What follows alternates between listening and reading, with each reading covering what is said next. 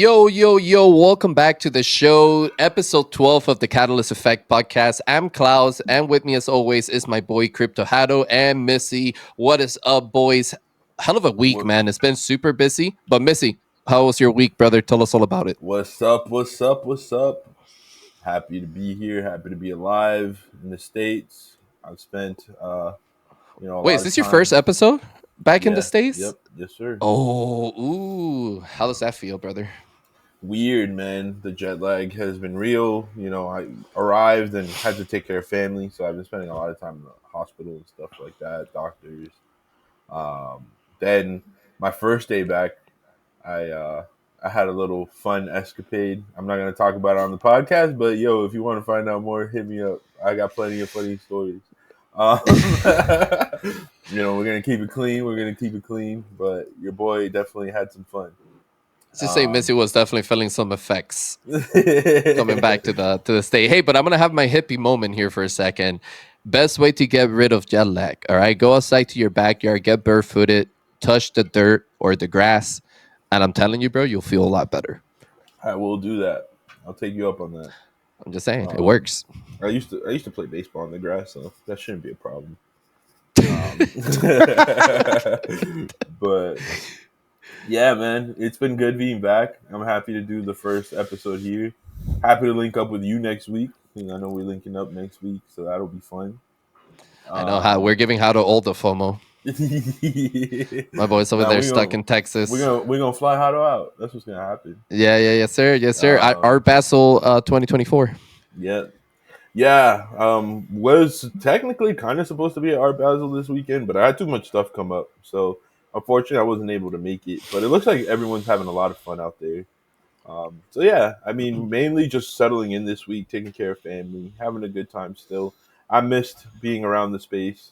I haven't been active at all in the last 5 to 6 days.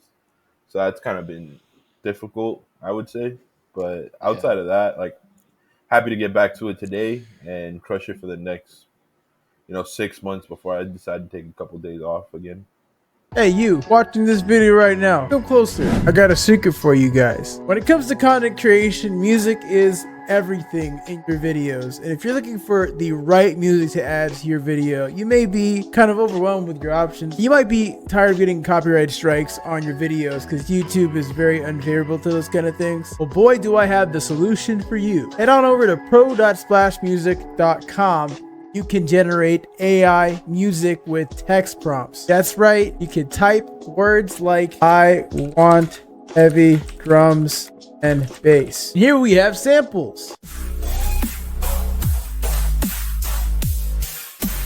Remember guys, head on over to pro.splashmusic.com. Use my promo code HADOFREE to get your first month off, and happy music making with AI. Hell yeah, man. That's awesome. Yeah, we have a lot of work to do to finish off the year here strong for Catalyst. But we've been killing it. I feel like we're right on track with our schedule. We're all planning to take a little break when the holidays come around at the end of the month and stuff like that. But I think we have a pretty solid schedule to keep us on track with things and content and all of that. But I'm excited for the year to end, man. I'm excited for next year. I know we have a lot of plans on Q1, but before we get into all of that, how was your week, brother?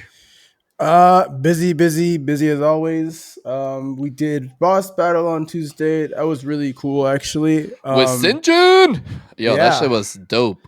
Yeah, that show was really cool. We did a really good job, interacting with the comments. Apparently, I sound like Kel. Do it one time for the fam, for the listener, the beautiful listener of the Catalyst Effect podcast that maybe didn't get. I wasn't there, man. Yes, Missy wasn't there. That's a perfect excuse right there. Come on, brother, hit us with that good burger intro. Okay. Welcome to Good Burger, home of the Good Burger. Can I take your order? Is that something like that? Clipping that. One of my favorite parts, dude. You know what? You should definitely clip that and then go back to boss battles and clip Sinjin doing the Japanese version of that because that show was fucking hilarious. This man said, "Let me good burger." Yo, what the fuck? He said, "Let me." I'm not gonna do it because Sinjin has more of a right to do that than me. He can get away with that without getting canceled. But yeah, man, that show was fucking hilarious. Yeah, it was a good time.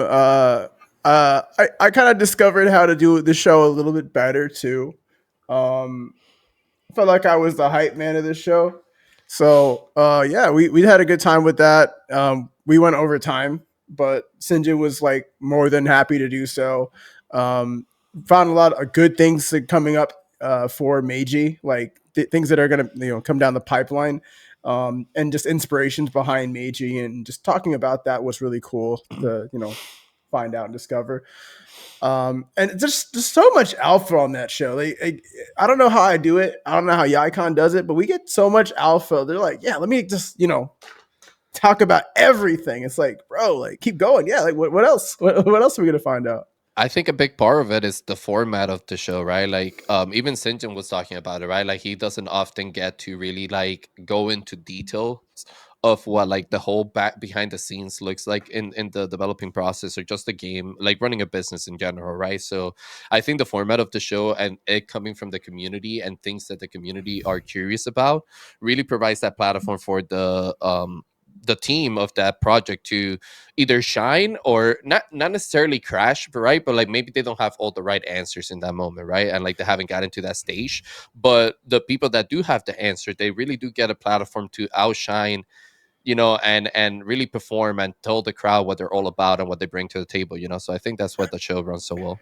Absolutely, and he's really did a good job of like just going over like if we had a question Mhm. that was asked by the community on a specific thing, he would go above and beyond to answer that. So I really appreciate that from him. Yeah, Uh, Go ahead. Sinjin's a fucking legend.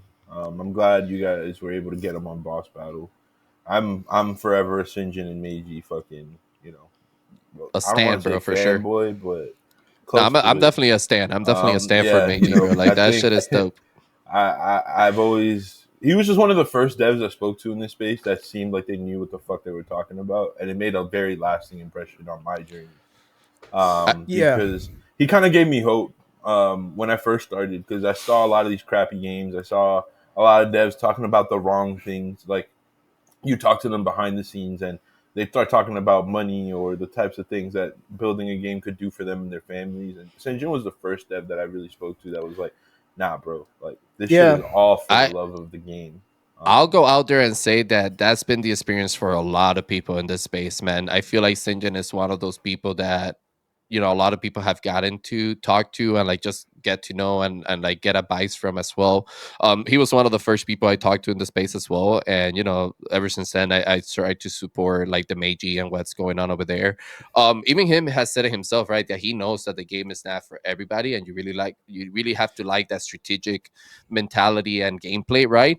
But you can't deny that they're doing it the right way, bro. They have a serious developing team over there. They have a serious company running the things. They have great plans for the future and ways to bring content to their community and users. So I'm super excited to also have him. He's coming on the podcast later in December. So I'm super excited for that. yeah. The one thing that he mentioned Sorry, on not Boss December, Battle. January. Oh, okay, you're good. One thing that he mentioned on Boss Battle too was like he doesn't know his target audience, Mhm. and like the internal struggle between him and Daniel, right? And to hear like those kind of developments, you kind of get a mind of like a game dev, and I guess they're a publisher too because they got to publish their own shit, right? And it was just really cool to see like that kind of thought process going through his mind. And then Astronaut came out.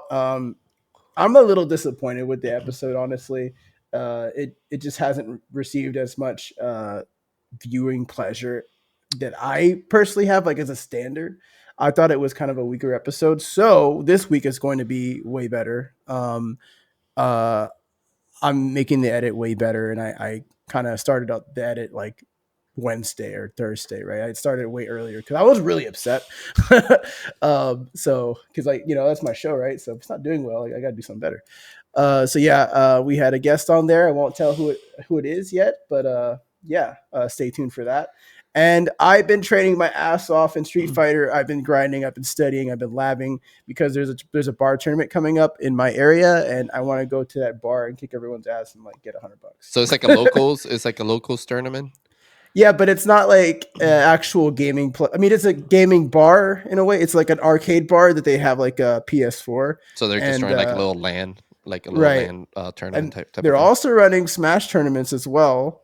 The only thing with that is they don't have controllers. Like they have the little fucking Joy Cons. So I'll just bring my own shit for I that. think But you yeah, should do a whole blog surrounding that and just do some IRL content type of shit, you know. But just putting that out there, just putting that out there. But man, so as or not, right? Like, let's go back to that for a second. What do you think is what was different, right, from all the other episodes you've done?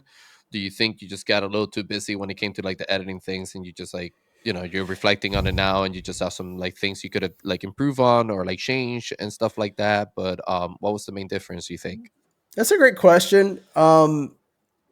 Really, I think the game itself might be something there. Like I maybe the game hasn't been received well for the audience of Web3. Um, So the last one I remember seeing was Phantom Galaxy. Is that the one that we're referring to here, or? no, this is see, you don't even know what that game Yeah, was. well, I mean, like, it's dude, it's hard. We have so No, many shows and things that come out on a weekly basis. You know no, that no, no, like yeah, it's. I remember Phantom Galaxy was the last one. I can't put the name of the title for that last one that came out. Then, like, no, I it was don't remember compete. at all. It was compete. Oh, Compete. That's right. I thought that one came out before Phantom Galaxy. Okay, Compete. Yeah. No, but see that you can I can tell that how forgettable the episode was because you can't remember what it was. So like that's not throwing shade at you. It's just like it was an underwhelming and underperforming episode. Missy's Hey, flying Missy, away. don't fly away from us, bro. Let me put your little string on real quick. Hold on. My bad. I'm still I'm All still right, Miss. suffering from effects. It's okay, guys. Missy won't go flying anywhere anymore. I put the little string on him. He'll be fine. But The You thought. conversation of the conversation hey, of man, compete. don't fly away, bro. No, but I think going Yeah, back to your point, Hada, right? Like, I think it's definitely like the game, right, and how like well received it is by the community or by the people in the space, right? Because I don't know, man. You were talking about compete, and you actually got me to download it again and play it, right? And yeah, I was playing in there for a little bit. It definitely felt a little bit better as far as like more lobbies and more people playing it, but still felt really clunky in the mechanics and stuff like that. You know, like it still felt like a cheaper version of PUBG or something. for sure. So you know, like I can definitely see the struggle there of like the Yeah, acceptance from like the crowd. You know. yeah, let's talk about it real quick. I mean, the game itself, I think as like a concept is very familiar, right? A lot of the things that carried from PUBG or any like battle royale game carries over to this game very easily. But it's not very obvious that these players are human or bots, right? And what I mean by that is you can tell in Fortnite when there's a bot, the name, like the name, the behavior, the movement, all that kind of stuff. And then it's like, are people acting like bots or is there a ping issue? There's just a little bit of like gray area there to not to be able to you can't really distinguish if these players are bots or not. But the one thing I did notice when I did my like yeah, I want to say gameplay or review, whatever. The thing I noticed is there was voice chat on, and there was a person that I kept pairing up with, and that person would talk. And so in the review, that's what I highlight is the guy's talking or whatever. His name is George in the game. And I was like, okay, so that's an actual human talking to me, right? And that's like, okay, is this person like actually playing at this time and where is he in the world and stuff? It just had a little bit of like they it's a game that is lacking like that pop, that energy. Like I don't know how to describe it. Like Fortnite, you walk into the Fortnite world, you can tell right away if there's a real player or not. And it's just like the last thing I'll say about that game is the character models are very generic looking and plasticky, and so that makes the game feel kind of hollow, right? It doesn't feel like it's a very complete or close to be complete game. But in terms of the gameplay, the gun on gun shooting and stuff, the overall format of it, and player size of actual battle royale gameplay, like because I think we got to like 30 players, which is interesting to me for like a Web3 game that's kind of flown under the radar. It was still functional and I had a good time, so that's why I couldn't say it was ass. No, like I said, like I think it has potential, right? But I think a good point you brought up is like Fortnite, right? For example, and I think a lot of the times what happens and what these games forget sometimes, especially games that are building like an ecosystem type of like environment, right? Because Compete has like mini games within their ecosystem, right? Like you have like the Mario Kart looking game thing, and then you have the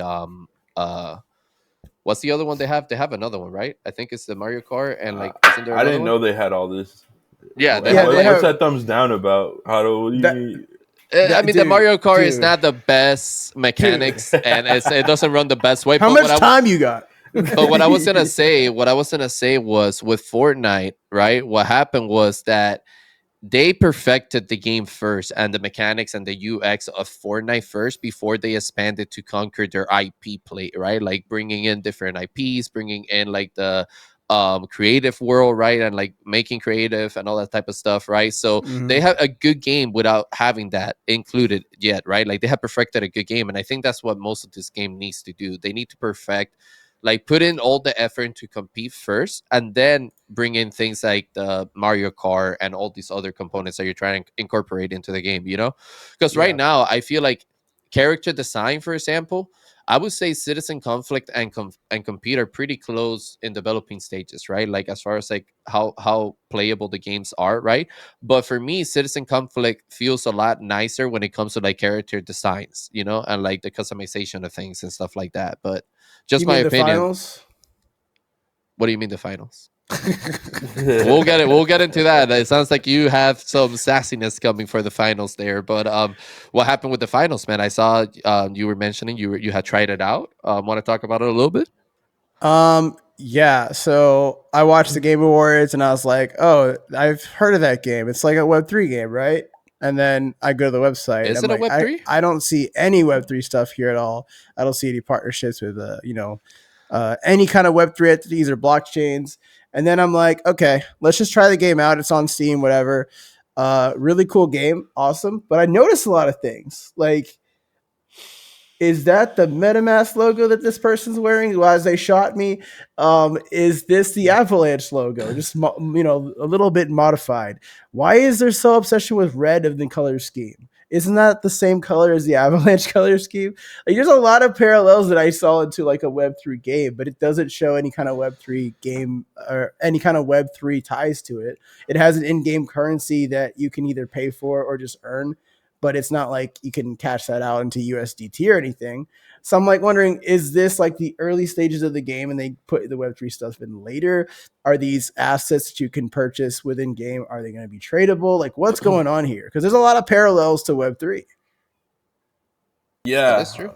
to hop in real quick, what I will say of what I do know about the finals is I haven't heard anyone say it's a Web3 game, but everyone like in my like all the Web3 founders that I talked to were like super interested in the finals when it first came out, right? I'm not gonna like name them, but people that would traditionally not be interested in Web2 titles were all of a sudden interested in a Web2 game, and I was kind of like, this is interesting, because we ended up with a few founders from a few different projects, community based projects that were like, "Yo, have you checked this game out?" And I was like, "Yeah, I have. It seems pretty cool."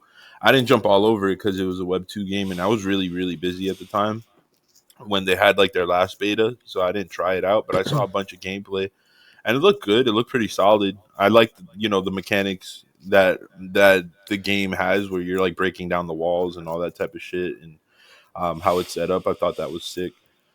But ultimately, I think if you're right, I know there was a few comments that Coop had made like 2 to 3 months ago, and I'll go find the tweet so we can edit it into this clip where Coop had mentioned that they were talking to a couple of studios that were bringing Web3 games to market, but they weren't even going to advertise through a traditional like Web3 audience. They also mentioned that they were going straight just to like a Web2 market. So yeah, let me jump in here right real quick because I do remember the finals being a very popular name in the Web3 space, like maybe like beginning of this year or so, right? Like and there was I did remember seeing a bunch of like big Web3 content creators playing it, like back in that play test. I think I saw Crypto Stash playing it, people like that.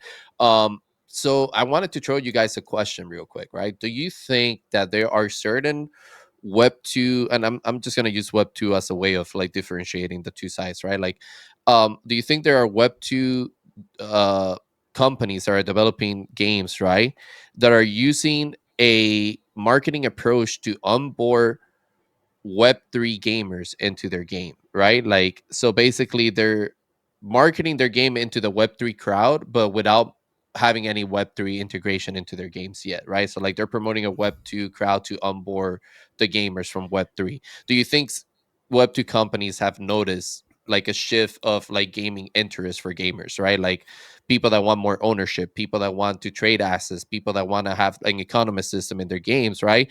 And now these Web2 companies are that are developing games are noticing that and are trying to onboard that crowd into their games early.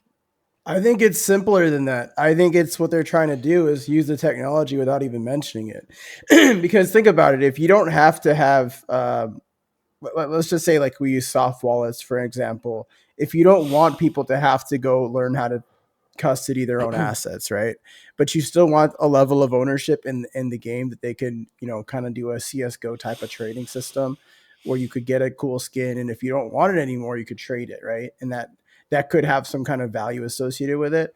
They could be using this stuff in the back end, right? Like I always thought that crypto in the mass adoption scene would always be not self custody because I don't think that a lot of people can manage that and handle having their own private keys and doing all of that stuff, right? I always thought that the best way that users were going to be onboarded to this thing is by allowing no self custody, right? Like the companies that are bringing these products will be the custody, or they could partner with a self custody company that will do it for them. That's how I thought it would always be, and I think that that's how mass adoption in crypto in general is going to happen. So to hop in on the self custody thing before we work back to like the finals and how Web2 companies are kind of marketing to Web3 gamers, it seems. Mhm. Um, on the self custody front, I see us ending up in a place similar to Mac and like Windows, where you have a closed system like Mac, where a lot of people just like the simplicity of it. They don't have to do much, and that would be like basically a centralized custody kind of wallet provider. And then something, and then basically the people that want to do self custody, it's like having a Windows. You can build your own PC. You can fuck it up in 6 ways from Sunday, and it's kind of on you. Um, I think that's the future that we'll end up with when it comes to like custodial self custody versus like centralized custody, I guess. Yeah. Then when it comes to Web2 games marketing to the Web3 audience, I actually agree. I do think that they are doing that. I think that there's a really big value to be had, especially with how competitive gaming has gotten, right? Because now we're dealing with the democratization of like anyone can basically build a game to a certain extent. Is it is it going to be as good as a well-funded studio? No, but like Stardew Valley, it was like a one-person dev team, right? Right. So with AI tech and everything, like everything's getting so much easier that I think something that a lot of the bigger studios and companies are realizing is that the average spend of a crypto user or a Web3 user is traditionally way higher than like your everyday gamer. So I think we're actually gonna get into this era of really small game player bases where teams are actually aiming for 5 to 10,000 players rather than like the next million. Because if they could find ways to incentivize within that ecosystem enough, like they still have a working product, they have a working business that they can like build off of, right? For example, something that Sinjin always tells me when we talk, he only needs about a few hundred active gamers for Meiji to work as an ecosystem. So I think a lot of people are taking that mentality, and why wouldn't you go get it where you know that the majority of the bigger gaming wallets are going to be? Um, we were running some analytics this morning, and it's actually pretty fucking crazy how much gamers in Web3 are willing to spend on some of these assets to either just have access to the game sometimes. I was gonna say that, like, I feel gaming companies are noticing that the Web3 crowd, the range of age and the demographic of age in the Web3 crowds are more desensitized to spending more money on in game assets than your traditional gamers are, right? So for us, it's natural to spend hundreds of dollars on in game assets if there's value there and there's enough utility behind that asset, right? So for a regular gamer, they're used to either getting those in game assets for free or maybe spending anywhere between 20 to 40 bucks depending on how much in-game currency they want to spend at, right? Like, so I think you're absolutely right with that. Like, I do think that companies are starting to noticing more of that demographic change and like targeting smaller targeted audience across specific niche, right, of gaming. So Yeah, Yeah, that's and I why. wanted No, go ahead, Hado. okay. I wanted to mention that a game like Moonfrost, right? People have been like, is this Web3 or not? Right? It's that kind of question in the room right now. And then what they do say is free to play, farm sim, RPG, and digital collectibles. And that's like the key word there where people are like, oh, collectible? Like Web3? But they're not marketing anything like, oh, we're on this chain. And we're like, their approach to marketing is just pure cinematic of gameplay, and then like just using the characters to like explore like the lore and stuff and show their audience that they're growing on X. That this is like a I guess you could say a Stardew Valley type of game. That's what made me think about it. So yeah, we're seeing the kind of like marketing strategy shift from like this like super whitelist like heavy the blah blah blah, right? We're going now into this is how it has been done forever with games. Show a trailer and then talk about the games, and then the pinned tweet they say digital collectible. So that's the nod saying yeah, it's Web3. but also Yeah, like when it comes to marketing, right? Like understand that we already know that people have a shorter range of attention span, right? Like people's attention span is decreasing every year, right? When it comes to marketing, you really have only those few seconds to capture the person's interest, right? Of like to sell your product, basically. So when it comes to that perspective, people don't give a shit about what blockchain you're in, what platform you're on. All they care about is like, is it a good game? Does it look cool? Am I gonna have fun on it? What's the experience like, right? Like I need to see that within the first few seconds of your marketing approach, right?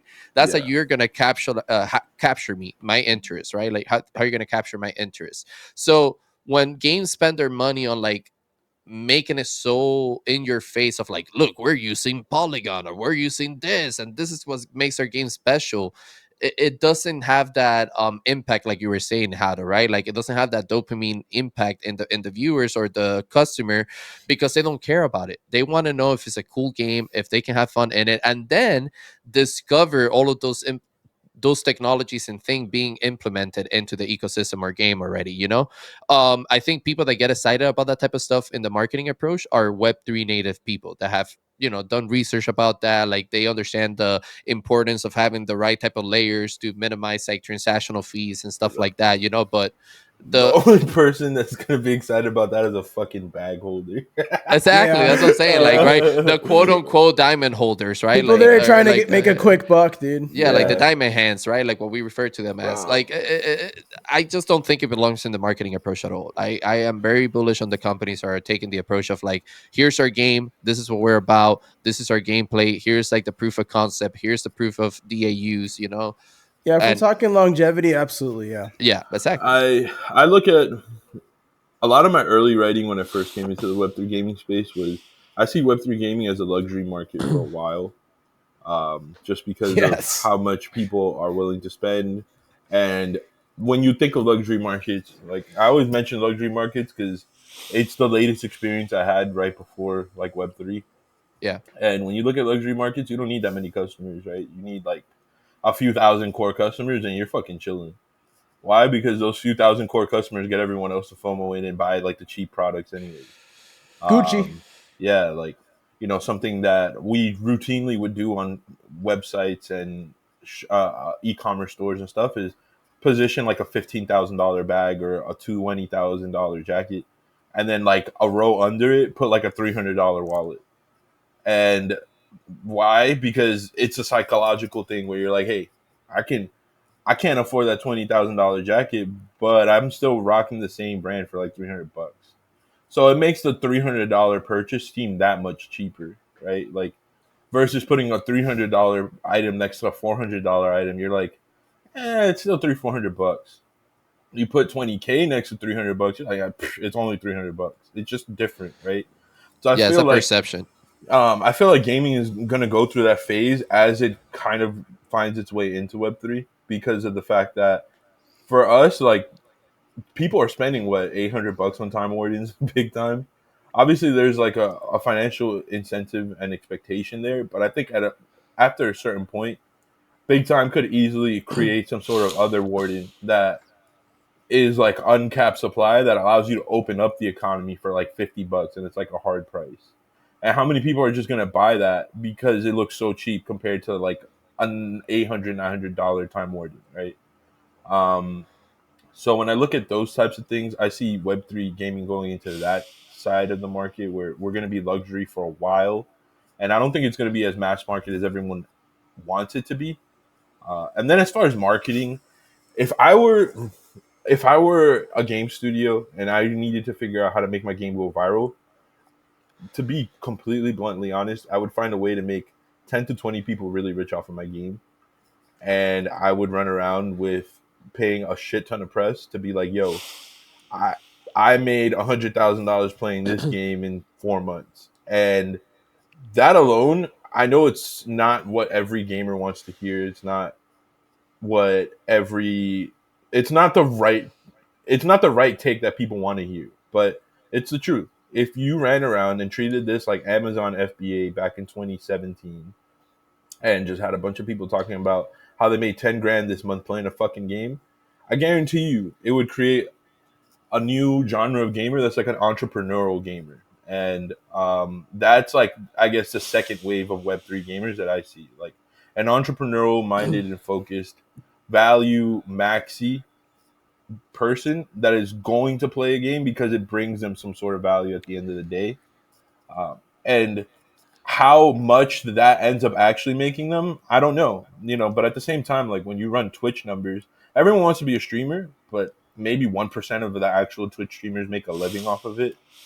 Um, so it's like how I see the same thing happening. It's always the 1%. It's always the luxury market within that industry that lives a different lifestyle than everyone else. And Web3 gaming, in my opinion, phase one is all them hardcore maxis like us that are already in the trenches here building. Phase two is the people that see immediate financial opportunity, traditionally from like, a third world country or something like that. And then phase three is like, we have a core group of like 100 people that have gotten rich as fuck off of, 5 to 10 different titles. And they decided to talk about it. And they became like the next NFT god of talking about how they're making money playing these games and doing it in a structured way. And then that driving like another wave of entrepreneurial gamers. This kind of Yeah. sounds to me like stake.com in a way. Because if you look at stake.com, they gave a lot of money for people to gamble and it like promoted like the business. And then it got to where it is today because of a lot of influencers. So I understand what you're saying because without the people that are getting kind of paid to do this, stake.com doesn't blow up like it does. Yeah, I mean, listen, I agree 100% with the luxury market perspective, right? Like I do I agree with that 100%. I do think though that while you're providing that luxury market, you also have to be building side by side a luxury experience, right? Like meaning that Absolutely. the people that are like those 10 to 20 core members are going to make a lot of money, right? And are willing to spend that luxury price, right, to get involved in that time. They need to have a good experience within your product, right? Like if you have your biggest whales or biggest investors or whatever not having a good experience, that FOMO effect of like that what you were explaining, Missy, of like, oh, I can't spend the $800 mark, but look, they came out with something that's like the $50 mark and I can get involved, will never happen, right? If that luxury experience is not there. Because the people that are bought into the like, yo, like, yeah, we're spending a lot of money on this, but there's opportunity here, are not going to be happy, right? So they're not going to create that effect for the rest of the crowd, basically. I couldn't agree more. And I think Web3 is perfect for creating luxury experiences in a way that we haven't seen before. Like in the Paladins tournament, we found a way to create like a luxury viewership experience in a way with the passes and stuff like that, right? Like when the fuck Yeah. else have you ever seen viewers get that involved in something? for like a tournament. Usually they're just sitting at a screen, and then we start. We're talking about all the other things that we're going to be doing with Catalyst, and that's like almost like a luxury viewership experience within itself. So I think all the tools are. A lot of people love to say that the tech isn't there with Web3. It is if you're willing to do the work to make it kind of work for you. I feel there always is going to be a certain aspect of it that could be more refined and better, but there's enough available to create those luxury experiences that make those people feel special enough to continue spending time in your ecosystem. Yeah, I think for me personally, I think it's a lack of aligning creative direction with execution, right? Like a lot of people have really, really cool ideas on how to create those luxury experiences, but they don't have a way to execute them effectively, right? So I would love to see more of that come into the space because I agree with you. I do think we have all the right tools to make those luxury experiences. And it's definitely like we're the right ecosystem and the right space to do that with, right? We can provide both the luxury market and the luxury experience of gaming or anything really that you want to integrate Web3 into. Like it can be art, it can be, like I talk about this a lot, it can be real estate, right? It can be gaming, it can be music. I mean, you name it, events. So yeah, I think definitely creating those luxury experiences is the future for, or like not the future but the next phase, like you were saying, for Web3. Yeah, um for sure. Especially with but yeah, gaming. yeah, yeah, I agree, man. But hey, listen, we got a lot to talk about today, right? And we have a lot of news that have happened in the space lately that we'll get into. But before we get into the gaming news, I wanted to ask you guys a little like new little segment type of thing. Let's talk about what's been your favorite game this week, if you've played it, and if you've gotten the chance to play any. So, how do I'll start with you, brother? What's been your favorite game this week? Web3 or Web2? Any games? Favorite game this week has to be Street Fighter 6. Just diving into the world and like learning the players that are the top players in the meta and stuff. I gotta say, as being a Smash Bros. Player and seeing that scene turn to what it's turned into, and then seeing the Street Fighter scene, Street Fighter motherfucker is so much cooler, dude. Like it's just so much cooler. Everyone's just so like urban and hip with it. Smash Bros is kind of cringe, bro. I'm sorry. Melee is cool, but Ultimate is kind of cringe, bro. But I've been diving into Street Fighter and playing it nonstop off stream. Um, I've ranked up. I've leveled up. The way I approach battles, like, is just I've mentally changed my approach to the game and stuff. Just because I'm watching these players how they play, and I'm like, oh shit, like that's how you play. Okay, cool. So yeah, I've been diving into that world a lot. Listen, I thought you were gonna say big time because I saw you were having a fun time with that game as well. But I'll take Street Yeah, Fighter, man. That's a classic. You know how it is. Like, look, big time. Here's the thing with big time. The game loop is just too repetitive for me to play every single day. So I will play it weekly, right? Like I love playing big time. I really do. But to play it every day, it's like, bro, I need a break. Like it's yeah, just the I get that. same fucking levels every It's a time. grind. It's a grind for sure, for Yeah, it's a sure. grind. And Missy, what about you, brother? What's been your favorite game this week? Man, unfortunately, I didn't really get to play any games this week because of all the moving. So I'm gonna have True, to, true. I'm gonna have to take you back to last week. Citizen Conflict was the last game I really played. And I will say I missed it during the week, right? Like I was like, shit, I kind of can't Yeah. wait. I can't wait to get into some Citizen. Is it by any means the best game? No, but we've been dying for a fucking Web3 FPS, so it's just nice to play something that I actually enjoy.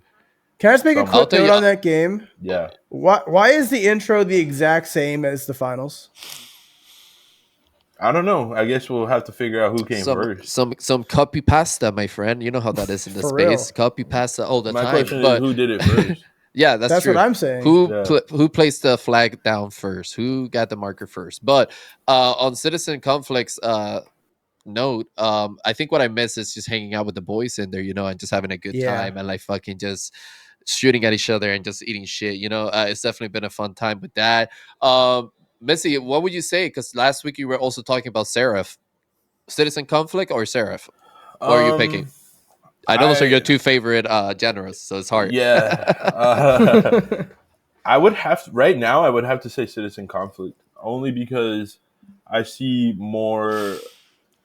I see if I'm playing Seraph, I'm doing it in between work. I'm doing it in between emails, meetings. Maybe during a meeting. If I'm really trying to kick it with the homies and have a good, great time, I'm playing Citizen Conflict. But I think a lot of that has to do with our overall guild, our personality. Yeah. But I don't know. The older I've gotten, the more multiplayer I've become, and it's really hard for me to get into like an ARPG and then want to play with the homies. ARPGs are more of a single player experience for me. Dude, Yeah. I feel that I can't do Yeah, single player anymore. I'm getting old. yeah, It's we're craving that social aspect, man. We need to have like Yeah. that.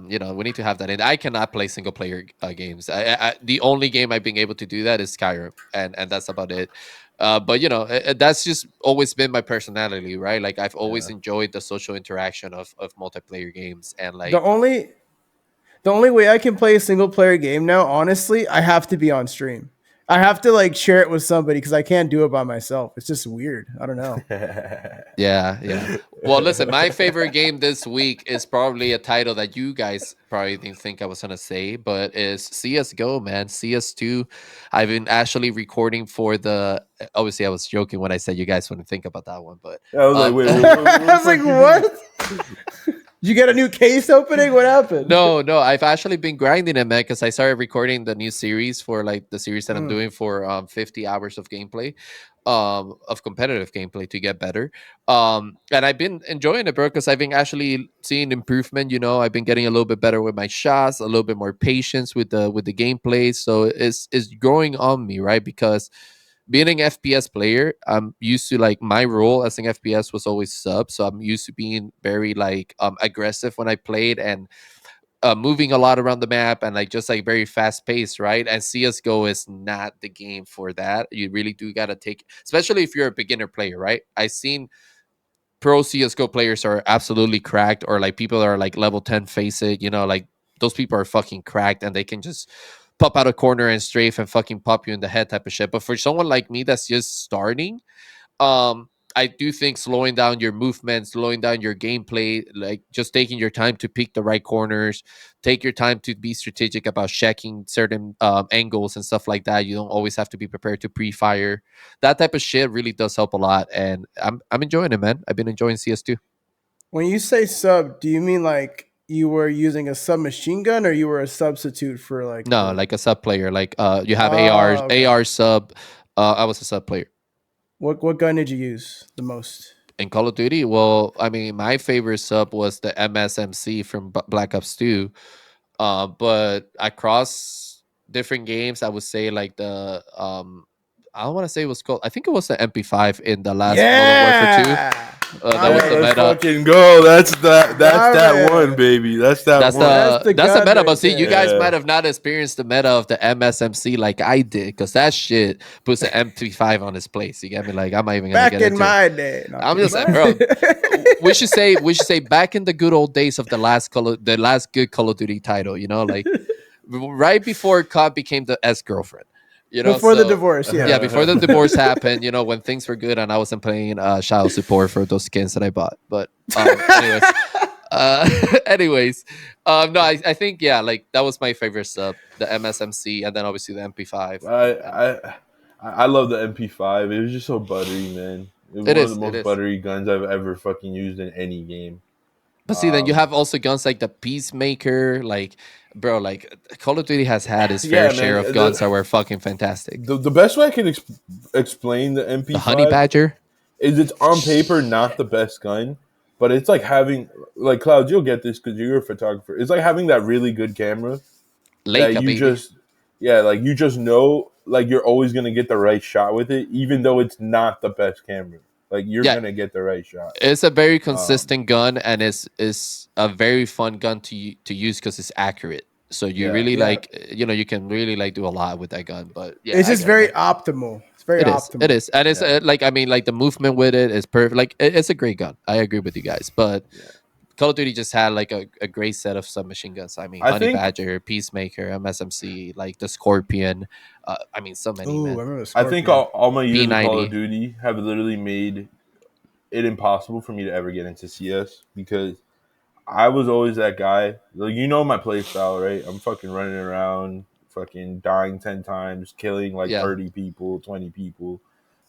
Definitely high volume player, and it's just CS2 and Counter Strike in general is just like so unforgiving for that type of play style. I always feel really weird when I try to play CS. Well, one of the most important thing to keep in mind with CS is that you're playing search and destroy the whole time. Yeah. That right there changes the whole aspect of things, right? Because I was a search and destroy player in GBs, right? Like game battles. And you don't play search and destroy Call of Duty the way you play CDL Call of Duty.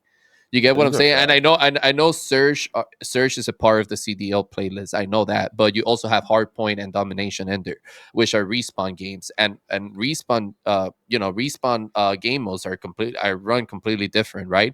Because you have that multiple life that you can reassess and fix a mistake or like go back to a position or whatever.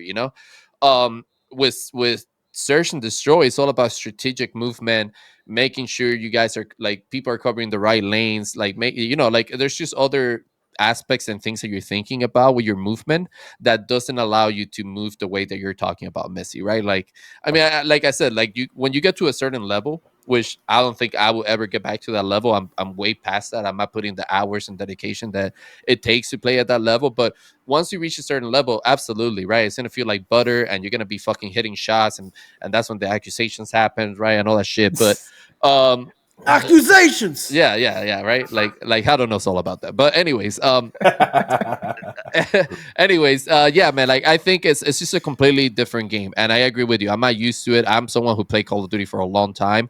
One of the biggest problems that I have with any game that is FPS in my setting now is that I'm playing with keyboard and mouse, and Yep. that to me is like a huge big difference for me. I spent years playing with controller, you get me? So it's really hard to move over all that It muscle feels memory. janky as fuck. Yeah, it's just hard, bro. Like my fingers don't work like that. I'm used to like I played claw for like fucking 10 years. You get me? So like it's just really weird to transfer that muscle memory over. I can't lift it. There's too much stuff. PC Master Race, baby. Please, That's for all the I gotta love of say. God, can you PC Master Race. can for the What's Web up? three gaming devs, please controller support. And We that it feels got like actual controller support, bro. Because there's yeah. some games that have it, but they feel like ass. And I'm like, nah, I'd rather play on keyboard and mouse. Like, fuck that. I mean, if your game is on Steam or Epic, it needs to have control support. That's just as fucking standard, bro. Yeah, Like if it doesn't have controller support like natively in it, but have you tried like playing CS:GO with controller? That shit is ass. It's like no, it's it's not, unplayable. it's not designed for that. No, No, I'm that's not what I'm talking saying. about Like that. that's what I'm saying. It has control capability, but it sucks. Like You're gonna get laughed at if you play yeah, controller on that's fucking what I'm saying. CS:GO. It's Like, it's it's not made for that.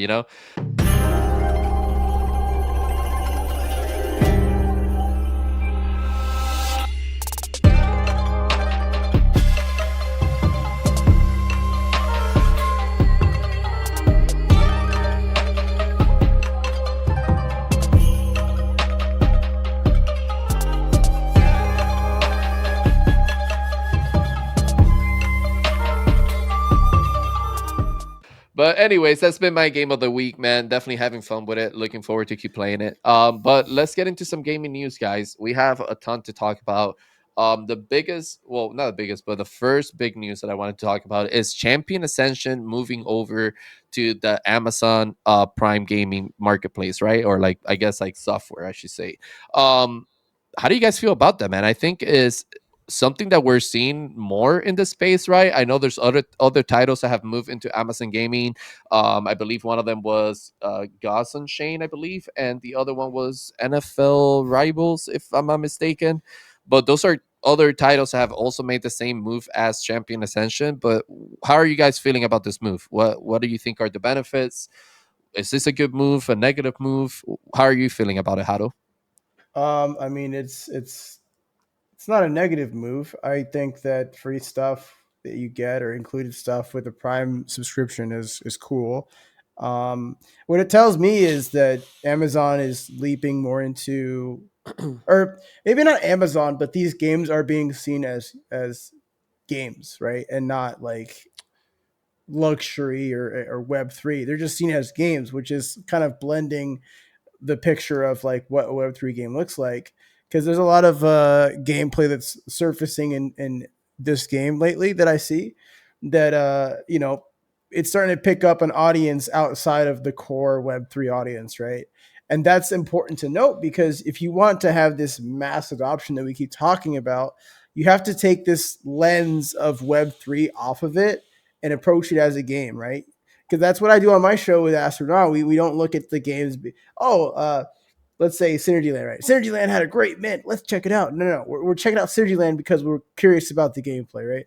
And I think Prime Gaming, what they put there, that's the kind of approach. It's like it's a good game I or something like think that. this adds to what you were saying the other day, I believe. I don't remember if it was on the timeline or on a private call or whatever, but giving games a reputation of trustability, right? Like seeing Champions Ascensions in Amazon Prime on Epic Store, right? It's giving it that trustability of saying like, whoa, this game is in this platform, so this must be like a trustable project or a trustable brand, right? Like, let me look into that and like let me see what it's all about. So I think it's a great move for them to be on Prime Gaming, right? I do like the idea of giving in-game items for free. I believe their deal is that you get like 100 gold in their in-game currency from when you log into Prime Gaming. But like we're seeing that they're incentivizing users.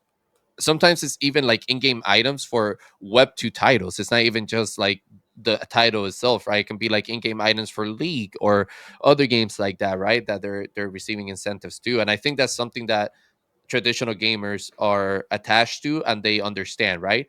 Like, oh, I'm a Prime member, I'm gonna get some free shit from this.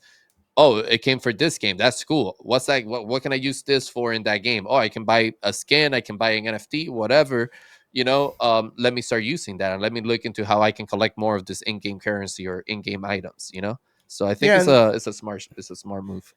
yeah, and I think also it's giving exposure to people that are just like using the Prime Gaming platform that may not know what the heck it is. And this happens to me too. I have some free stuff that I see, and I'm like, oh, what is that game? I don't even know what that is, and I'll look it up. I'm like, oh, okay, that's not for me or whatever. Or, oh, that's cool. So Yeah, I have What I another will, point that I wanted to add, but I want to see what Missy has to say first.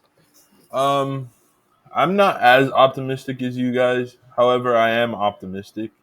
I think that any game getting featured on Prime Gaming is cool, but I see it's very similar to like getting put on Steam or Epic. Like it doesn't completely move the needle. It is like a nice discovery platform, and I will say Prime Gaming, as of 2022, they had about 150 million users.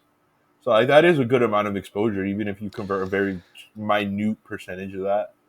Um, I think that it's a it's an interesting strategy that we haven't really seen too many people using yet. Like people are starting to use it, so paying attention to how that impacts them, and I actually want to eventually have all the teams that have been on Amazon Gaming come on either the pod or us have a meeting with them just to find out more. I'm just curious because I think that Amazon so far hasn't had the greatest rep when it comes to games.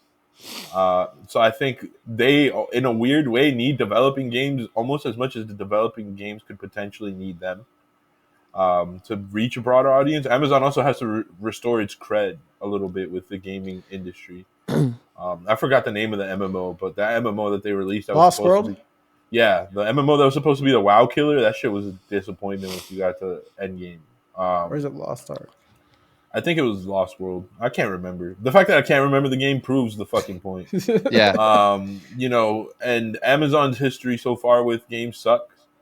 But if they're willing to truly kind of almost like incubate these games that they're onboarding a little bit and help steer them in certain directions and have those games also work with them to kind of restore their cred, it could be a very beneficial thing for all parties involved. I just think simply being put on Amazon Prime isn't going to move the needle much, and it has to be way more collaborative. It's Well, Lost well, Ark, by let the me way. let me let me add to your point, bro. You brought up a really good point, and I want to hit you guys with a question real quick. But before I do, on the point of what you were saying, if you would like to get the teams that have made it to Amazon and come on the show, I do have a perfect guest lined up for that already. So definitely be on the lookout for that, guys. When that becomes an episode, go follow us on Twitter, which we post all of the Catalyst Effect podcasts on Twitter first. So definitely go follow us on X. I'm never gonna call it that. It's always Twitter, baby. It's X the culture. video. It's the culture. You can't We replace a blue bird. It Nope. is what it is. There's But always gonna be let a me blue ask you bird over guys. here. Exactly, baby. Bluebirds all the way. But let me. Hey, listen. All right. Scorch is blue. He represents Twitter. Fuck the X shit. It's Twitter. No, I'm kidding. I'm kidding. It's Okay. X. Elon, don't cancel this, please. But no, guys, let me hit you up with this question. Do you think that being on Amazon Prime, like gaming, helps these titles with user retention? Because the main difference is that Steam and Epic are free platforms, right? Like gamers can download that platform, access the game in there if they want to, right? Prime is a paid subscription for Amazon, right? So do you think these gamers, if they become personally attached to these titles, and that's one of the main reasons why they hold their Prime membership, will help with user retentions for the title because now they're coming back based on that subscription from Prime? I'm gonna Or be do you think that honest. doesn't matter at all? I'm gonna be honest. I don't think that has anything. I don't think it has any merit at all. Um, there's been a lot of times where I'm getting notifications and it's like, get this skin for League of Legends or whatever. And I'm just Mm-hmm. like, I don't care. Right. Mm. I like a lot of people get into Prime because of the 2 day delivery Yeah. thing. Right. So the people that are into gaming, like they might pick up some cosmetics or stuff, but like that doesn't really, like if you cancel your subscription, you still have the stuff. Right. Mm-hmm. It's not like it just disappears. And another benefit of it is like, oh, I can subscribe to my favorite content creator on Twitch for free, right? But like the Prime gaming side of things, I don't think that that's truly focused on. And I think that number that Mizzy alluded to, I think even that number doesn't have that many people that are using the products itself, because a lot of people are using, I would say they're using Prime, like Twitch Prime, and then the actual subscription service for deliveries way more than they are the Prime gaming. And of that audience, like I don't think they're truly, like, you get free games on Prime Gaming, but I Mm-hmm. get free games on Epic as well. And Mm-hmm. I fuck with the Epic store way more because it's like I don't have to go to a website. I just boot up the launcher, right? So I don't think that the number of people that are actually activated and they're active on there are actually interacting with every single thing. So I don't really think so. No. All right, all right, all right. I don't know if Missy wanted to add anything to that point, but if not, what are your I closing? think Oh, go ahead, brother. I think he basically covered it. What I will say is I think Champions Ascension, credit to them. You know, they've done, I think our space changed their mind a lot. So Yeah. everyone originally was saying get on Steam, get on Epic, get on Prime. They've done it. You know, I think they're on all three. So shout out to them, man. I think that my point still stands from the last time I saw it. I think that they have a little bit too many classes, and it seems like a fucking balancing nightmare. And on the onboarding process, I don't know how that would affect like the everyday Prime gamer, right? I don't. What I will say is I traditionally don't see the Amazon Prime gamer as like a super hardcore gamer.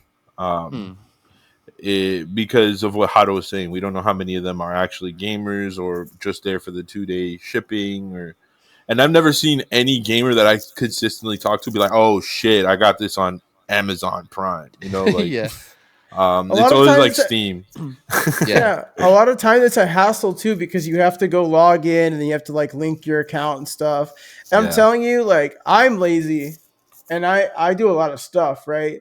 So I can't imagine other gamers that are as lazy as me not wanting to do all that linking stuff, especially like if it's not like to their benefit. Meaning, like yeah, I don't really care about this. I got it for free, but I don't really care, Yeah, right? Like sometimes I agree with you guys 100%. By the way, I think sometimes it feels like there's like an excess of platforms almost in the space. Like, do we really need another platforms to access game? You know, like we have exactly. Steam, we have Epic, we have Elixir, we have Hyperplay. You know, like all this other platform. Like, so do we need more platforms? Right? Like, it's the question. But final thoughts on Champions Ascension hitting, linking up in Amazon Prime, if there's any, guys. it's dope. Fix the core game loops and mechanics. And I mean, you can use the banner, right? You can use the Amazon banner to show that you're a trusted, like you were saying, a trusted entity in the space. But take advantage of like seeing the new audience that you have. I think we should, applaud them. Ultimately, I think a lot of our space we flip flop our minds so much, and we have such a narrow perspective that we don't realize these things, even though they might not impact champions essentially, maybe it doesn't bring on like a massive onboarding. It does change, slowly chip away at the narrative, and it does create trust, like you guys were saying. And I don't know, man. If I was a game dev, I would be pretty proud of the fact that I'm on Amazon. That's like I'm a Web3. Even as a Web2 game dev, I'd be proud to be on Amazon, let alone a Web3 game dev. So I think they deserve an applause for that. I can't actually clap because my VTuber doesn't have moving hands, but soundboard, clap, haha. Just We'll blink edit that twice. Just shit in blink here. twice. Okay. I was trying to give you some claps in the chat, but it's not working, bro. I'll My give you some bad. snaps. Yeah, But some props to some them, happy man, snaps. because we I think we take too much for granted in this space, and we don't know how to celebrate the little things. No, absolutely, man. I agree with you 100%. They've been putting in the work for a while, and I'm glad the team hasn't given up or slowed down a little bit on it. Keep killing it to Champions Ascension. I think is another great move by them, and if anything, it's just adding more validation to the brand. Like we've been saying, like now you're known for being on major platforms like Steam, Epic, and Amazon. So that's awesome. Keep up the great work to them. Excited to see the updates and play the game again. But moving on to another game that hit the news today, right? But I feel like they're a little bit more concentrated on scaling up their IP, right? And I'm talking about Mighty Action Heroes, right? They're gearing up for season 2, which is freaking awesome to hear. I have some updates here that I wanted to touch up on, but before I do, I wanted to get your guys' opinion on Mighty Action Hero and Mighty Bear Game Studios. And do you think they're gearing up to? Do you think this ecosystem or game is going to be heavily concentrating on the IP side of things and scaling up using the IP to scale up their ecosystem, right? And maybe add on different titles, different mini games based on their IP. First things first. Uh, put a mini map. That's what I'm gonna keep saying until it's not in there. Second I do thing. agree. Second thing. I think that it's in their best interest to do that because these characters have style and flavor and all this shit, right?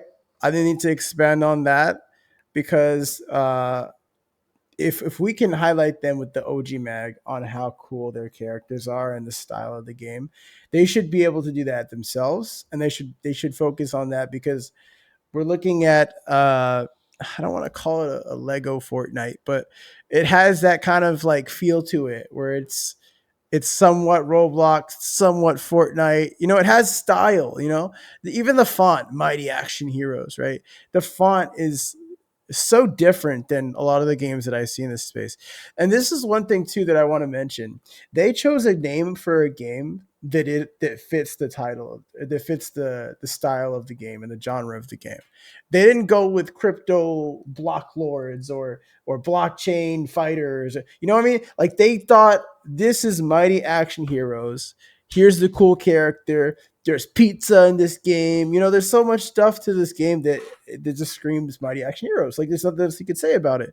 And so they need to dive into that IP and continue to make, dare I say, my pet hooligan, another similar name, type of content where they do like I think they do like weekly stuff where they're showing off the characters and they have voice acting and stuff. Do something like that. Yeah, I think I they have a massive play with that as well, man. I was just gonna add real quick, like I feel like they've already leaned into that, right? Because we've seen them use like popular IPs like Mr. T or like Bruce Lee and like Chuck Norris into their characters, which are things that we immediately recognize, right? And Yep. I think it adds on to like their design, like you were saying, it plays perfectly. But what were you gonna say, Missy? That was actually the point I was going to make. My first interaction with Mighty Action Heroes wasn't even on my own account. I'm not going to say who I was writing for, but I did write a ghost article for someone in the space, and he used my writing for an article and for a thread. And the first thing I instantly recognized was the IP. It's 80s nostalgia, and it has like that really cool vibe to it. And that was like when I was writing the article at the time. I think this was like back in March or April. Um, I was a little concerned for maybe, hopefully, they don't get sued for being so similar to certain things. But shit, if they can pull it off and really make it their own, that '80s market is so iconic. It's something that people will always recognize. It's something that they can build off of, and almost like how many people didn't get to experience 80s culture that might be able to re-experience something similar through Mighty Action Heroes, right? Yeah. And I love how they've set up their IP. I love when you're sitting. I think IP is such a big focus for them, and they do it in such a way that a lot of people don't notice. But even when you're on the loading screen, you're like in this kid's living room, and it's like a fucking mess and shit. So I think they're doing all the right things for the IP that they're building, and I totally see it becoming an ecosystem Yeah, man. because I believe in the white paper that I was writing on, they mentioned that you were going to be able to bring your characters and stuff over to the other ecosystems at a certain point. Um, it was months ago, so I could be wrong. It was like 8 9 months ago, but I know that they definitely have multiple ecosystem plays in mind, and I do think there was some sort of way to like bring over the NFTs that you purchase to the other games, so it's like interoperable and stuff like that. Yeah. I think they're one of the most slept on games in our space in the sense that a lot of they're still pop. Don't get me wrong, they're popular. A lot of people like them. I just think they're still slept on because of the fact that they have this playable game. Yeah, there are certain things that need to be fixed. Like I would personally like to see a TDM or some sort of respawn game. But that's just because of my personal play style. I'm messy. Um, for me having to do the battle royale one death thing, just it gets boring a little bit if you die early. Obviously I do my best to fucking last as long as possible, but sometimes you just die early and then you're bored as shit.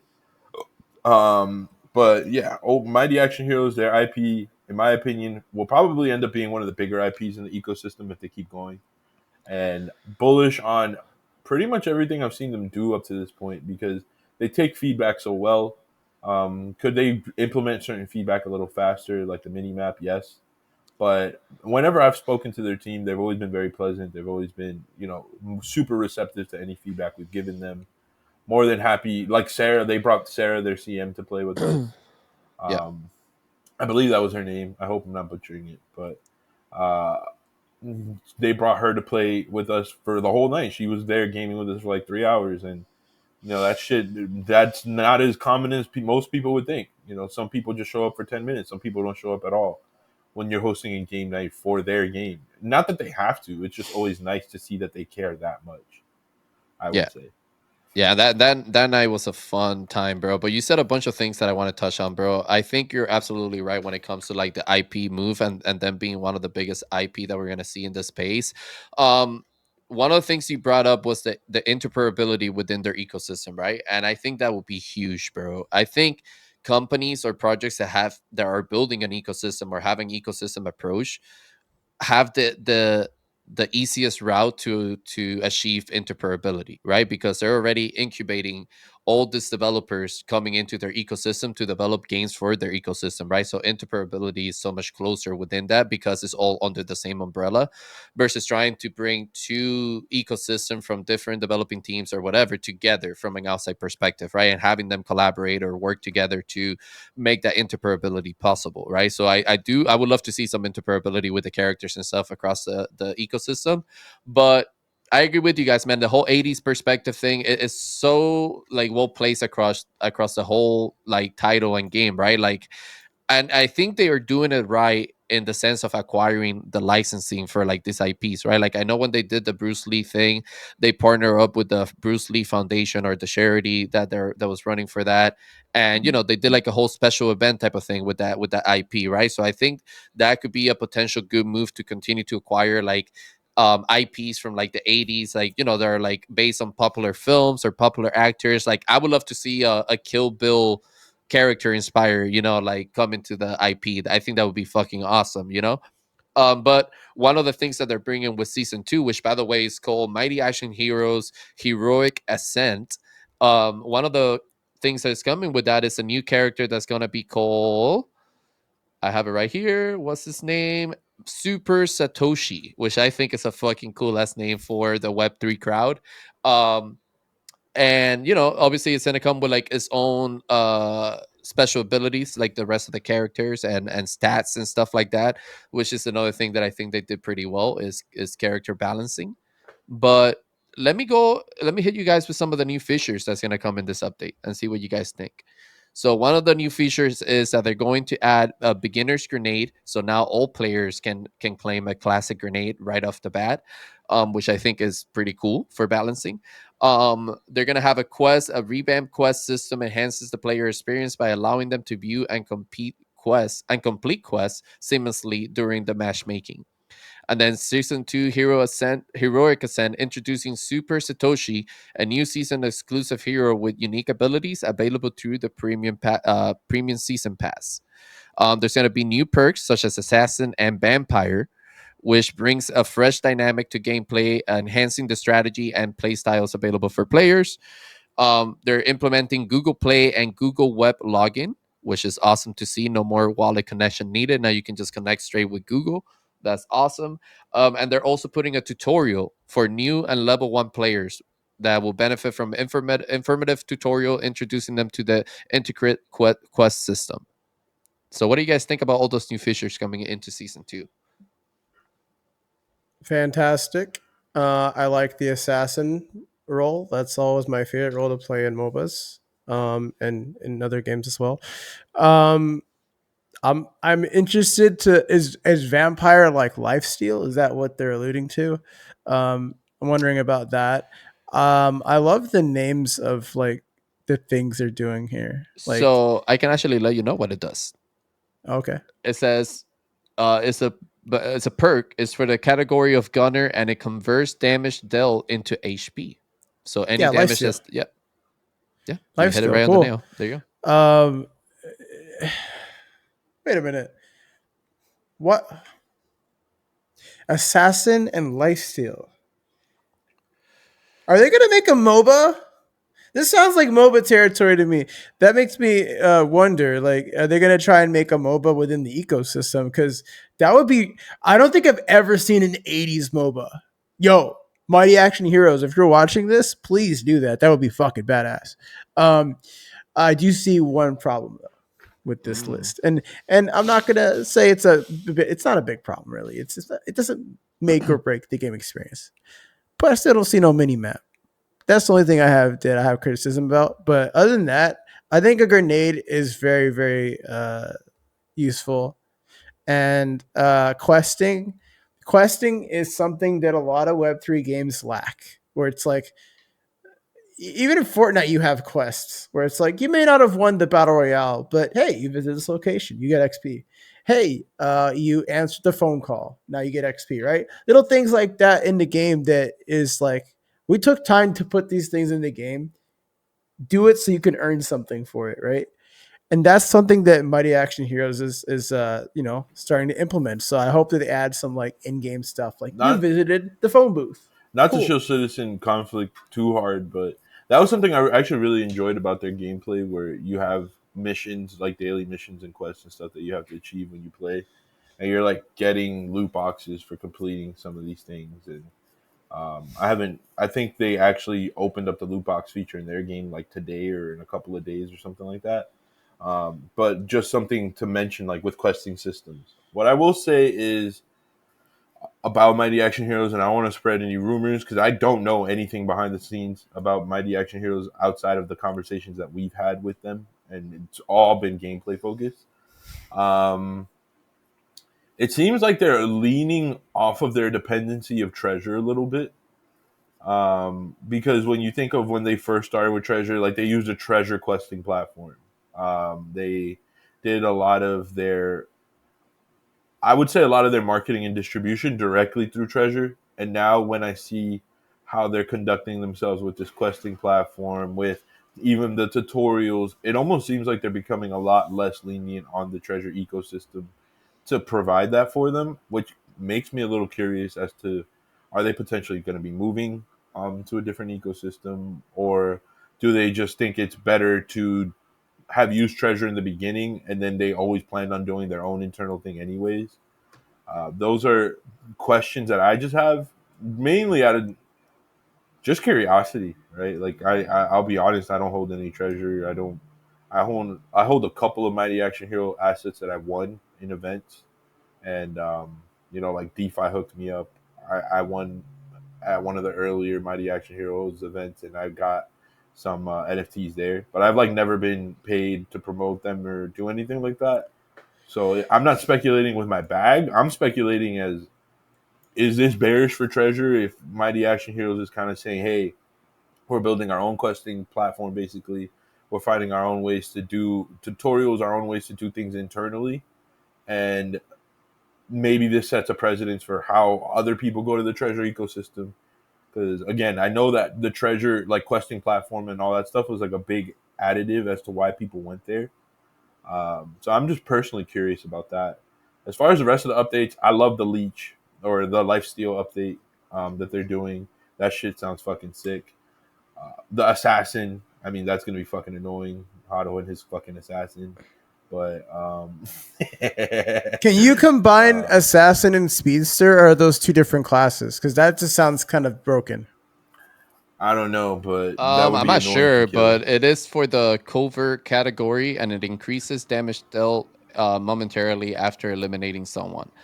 Um, so I'm not sure if you can combine it, but what I will say is that they're also doing updates to character movement and balancing in general, right? So they're going to make the heroes move faster, abilities have reduced cooldowns, and weapon dynamics have been redefined for a more engaging experience. Well, the reason why I ask is I look at the picture of Super Satoshi, and he's got class speedster. So I'm wondering if classes are like assassin, vampire, speedster, right? Because like, yeah, that would be a very questionable thing if you Yeah, could do like tack it on. we'll have to Because ask them.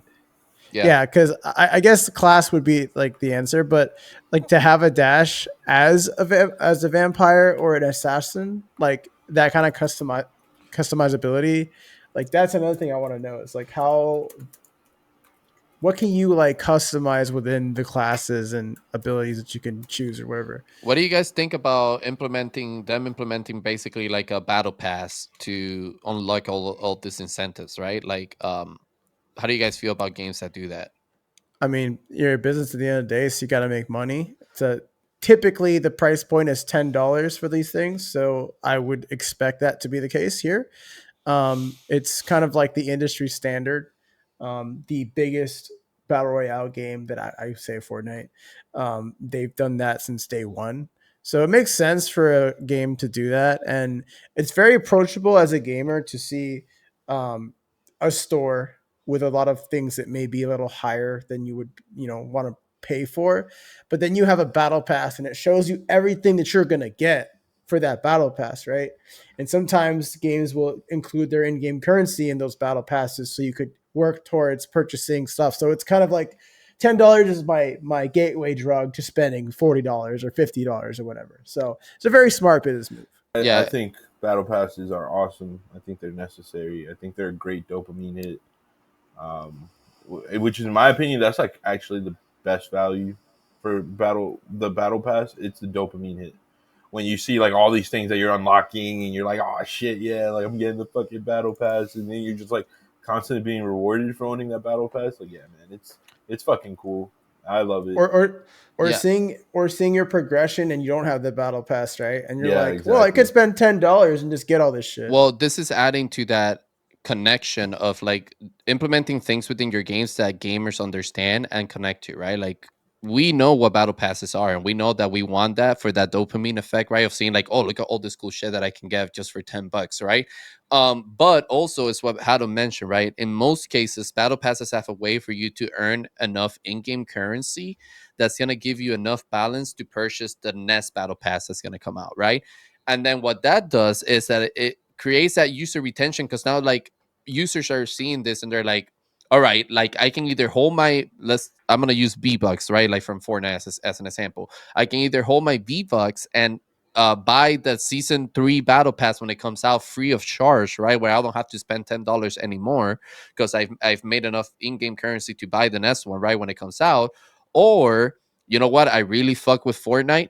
I'm gonna use this V-Bucks that I got from my battle pass and buy this super dope ass skin that came out in this season, because I don't mind paying $10 when the new season pass comes out. You know, like when the next battle pass comes out. So it allows users to have a way to earn in-game rewards without having a risk of like dilution in their pockets constantly, right? Like where they're like constantly diluting $10 every time it comes out, because I have the option to earn some in-game currencies through the battle pass itself. So it's like you're making your money's worth, right? Like you're making your money back, and now you have a hook as to why you want to keep playing the game. It's like, oh, I want the next battle pass, I want the next rewards that come with that, you know? And I think that's a Yeah. super smart play for any ecosystem or game out there.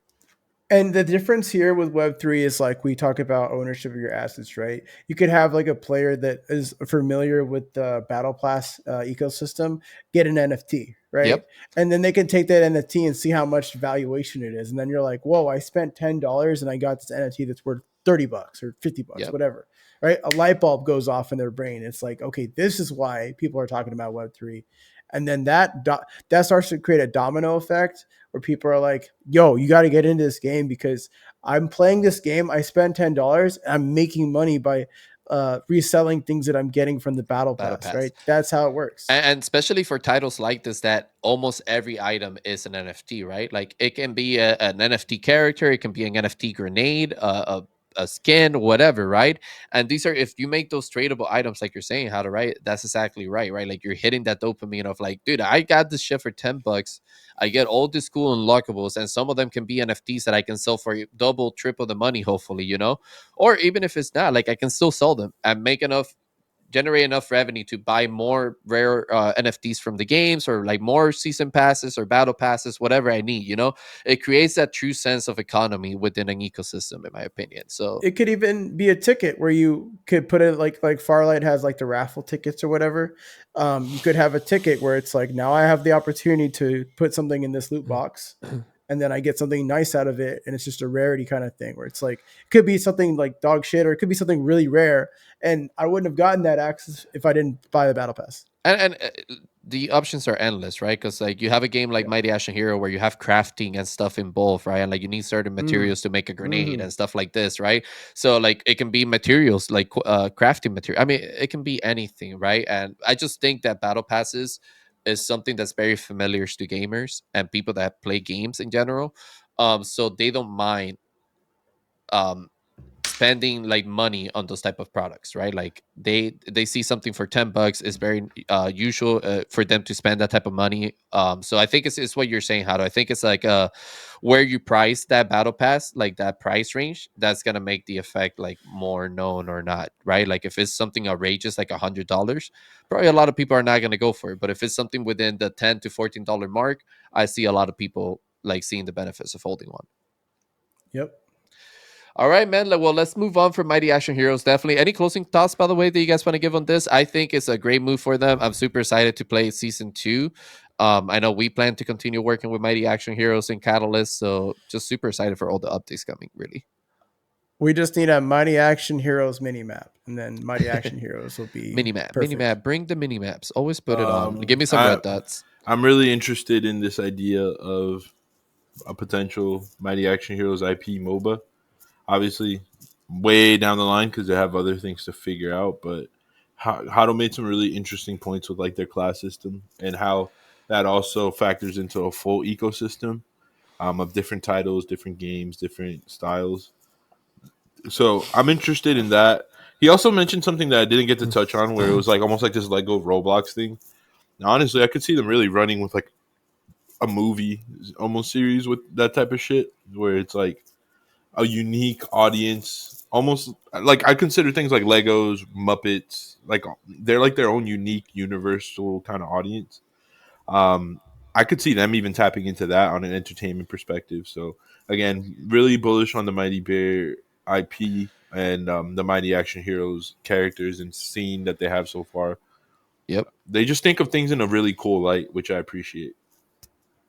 Hell yeah, man. Well said. Well said. I do like the idea of like adding onto the ecosystem, right? Because like you said, like even when you had said like I wish I put a TDM, right? Like that's something they can do in their ecosystem. They can just make a mighty action hero game for like those type of game modes, like kind of like what Call of Duty does with Warzone and like the actual Call of Duty game, right? Like you have rank played and like those type of game modes in the actual Call of Duty game, but then you have Warzone, which is the BR like segment, and like it's the BR title that they focus on. So I think that's definitely a possibility for Mighty Action Heroes as well. Super excited to see the upcoming season and how everything plays out, man. But let's move on to our final gaming news of the day, man.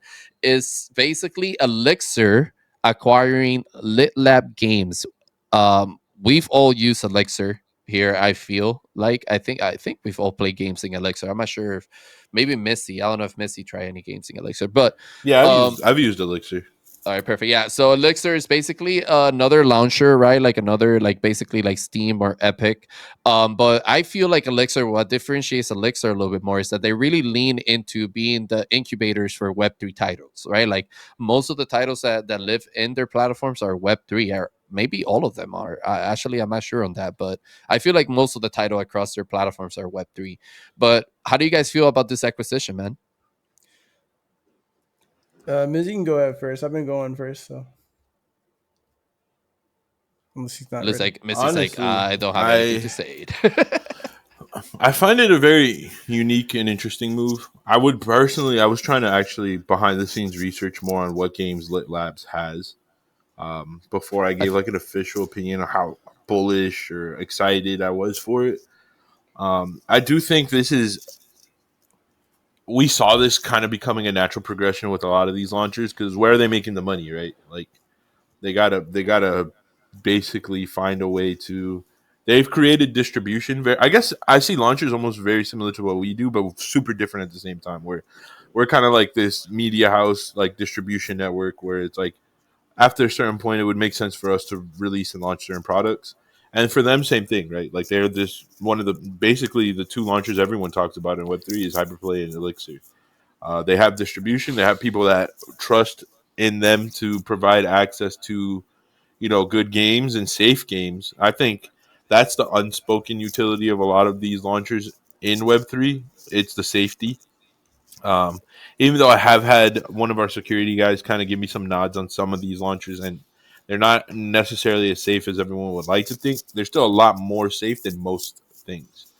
Um, and for them to now be investing into a studio that's going to be actively creating games and releasing games, I mean, it's the epic play, right? Like, that's what you do. You invest into studios, titles, games that you believe in, bring them to market with the audience that already trusts you to have their best interest in mind. And I mean, it's a proven business model. I think it'll work. I wonder what that's going to lead to overall for Elixir. Like, are they going to still accept outside games or titles outside of those studios, or are they going to become like a Lit Labs premier platform only? Does this end up leading to like a token being launched because of it? Because like they might end up with like a whole ecosystem where it's like the Elixir, and then you have the Lit Lab games being released, and now it's like the launcher, the games, like it's a full blown ecosystem when you start thinking about it. That's why I kind of really wanted to see what games they had, so I could kind of like go further, deeper on it. But well, overall, just to I would answer your say pretty interesting. just to answer your question real quick, right? One of the leading titles that Lit Labs has is Cyber Titans, which is like a multiplayer auto battler Oh, game. okay. But I think the move here, right, and why I'm so glad that this happened is I see this being a very similar lie to what Gala did when they acquire. I forgot the exact name of the company they acquired, but it was like a MOBA publisher basically that had developed a lot of MOBA games. I see Elixir kind of doing the same play here with this move because Elixir is already working on being publisher to different titles in their ecosystem, right? Like they have games like No Way, what's that game called? No Way Back, right? Which is being published by Elixir. So I think maybe they're trying to acquire more developing companies to start producing, like basically becoming the umbrella company for all of these developing studios to bring their game into their ecosystem. And like the one thing I'm excited for is that they're bringing more playable games into Elixirs, because I do think in the early stages it was a lot of like beta stages game in there, and it was really hard to get access to a lot of these titles, right? Like you had to do a lot of outreaching in between to like get access from the titles themselves to be able to play it through Elixir. So I definitely see Yeah. them acquiring more games that are playable. Yeah, so to answer your question about Elixir, I actually was playing with Elixir before we started Catalyst. And this was like when I was trying to find access to games, and there were some games that were gated by early access codes, and there were some games that were just immediately downloadable and Mhm. playable. So one of the games that I played was Elemental Raiders, and I played that on stream one time, and people were like, "What is this game?" Blah blah blah. And it was just like a game that you could play, and it reminded me of Hearthstone, where you could play a game and like talk to your audience as you're playing it, because it wasn't too in depth, where you had to like focus on and concentrate on the game. But one of the things that I really liked about Elixir early on was that they were working with Square, and then at some point they partnered with Epic Games, where they would bring you could bring like all your Epic games into the Elixir app. So a lot of the games that I got to play test early on was through Elixir, because I would get codes and they would tell me it's on Elixir, and that kind of security factor that Mizzy was talking about, that kept me at ease, because there are some games in this space where like download this executable, and I'm like, I don't know if I want to do that. Like, I don't know who the fuck you guys are, and this is a very new space. Like, you could be installing a keylogger or something, right? So to have that kind of security into the Elixir platform was very important. I look at the list of games here, and I see Studio, and then Elixir Studio, and then more Studio. So like they focused on games in Web3 that had a dedicated studio building the game. And I think that was very important.